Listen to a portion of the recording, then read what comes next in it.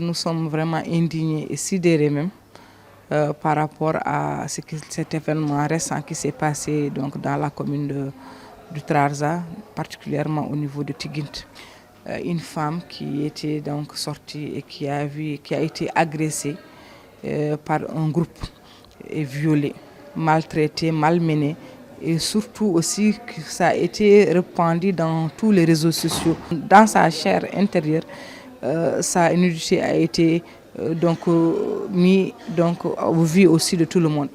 Et ça, en étant un être humain, on ne peut être qu'indigné, on ne peut être que stupéfié et inquiété, à plus forte raison étant une femme et sachant aussi une femme dans le contexte aussi musulman, tout ce que cela peut engendrer comme conséquence. Donc ce fléau n'est pas unique à son genre, c'est pas la première fois. Vous voyez que nous crions, que vous voyez que les militants de droits de l'homme, les activistes des féministes et autres qui sont en train de dire qu'il faut qu'il y ait en Mauritanie une loi qui protège les femmes. Certes, la loi en elle-même ne suffit pas, mais il faut une loi et son applicabilité aussi sans complaisance et qu'on sanctionne ces auteurs. Aujourd'hui, si ces gens sont arrêtés, donc moi je pense que la peine doit être maximale.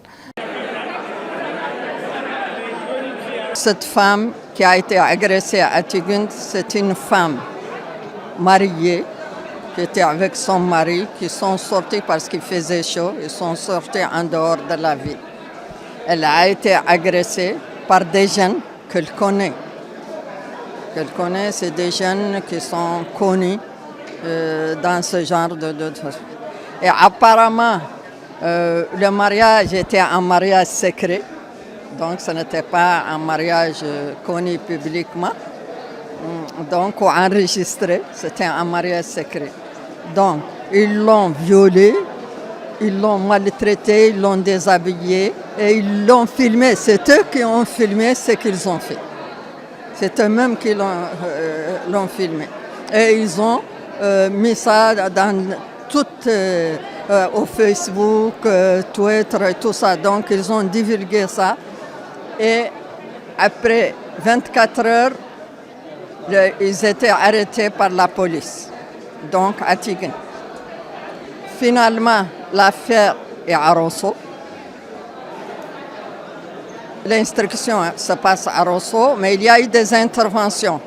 Son frère a retiré la plainte selon les informations que nous avons eues. Mais elle continue à réclamer la justice. Et nous attendons beaucoup de la justice pour que cette affaire soit prise au sérieux, parce que c'est très grave. Si ça continue comme ça, les femmes seront contraintes de ne plus sortir de chez elles. Donc, et l'impunité continue. Les gens font ce qu'ils veulent. Et nous demandons la justice pour elles et pour toutes les femmes. Comme vous savez, dans le pays, les violences progressent d'année en année. Maintenant, ils font partie malheureusement un peu de notre environnement culturel. Ça fait partie de l'environnement mauritanien. Et depuis le confinement de la Covid-19 jusqu'à présent, ça ne fait que progresser.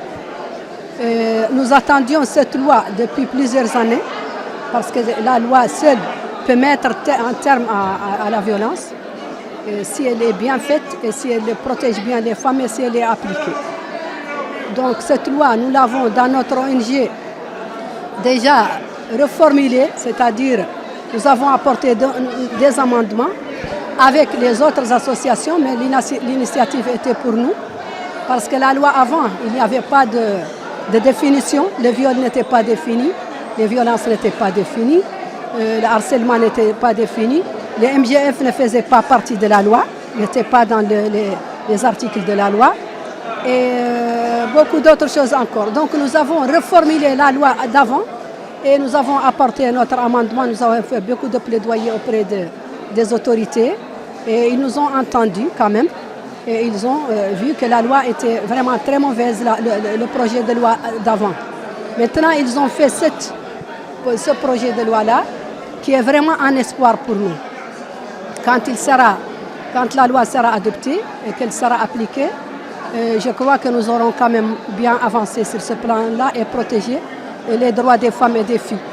Maintenant, cette loi, ce projet de loi, il est composé de 55 articles qui protègent bien les femmes et qui, en même temps, portent des définitions de toutes les sortes de violences, presque les plus importantes. Et en même temps, il y a des peines qui sont très acceptables. Et en même temps, il respecte la charia et il respecte aussi les droits des femmes.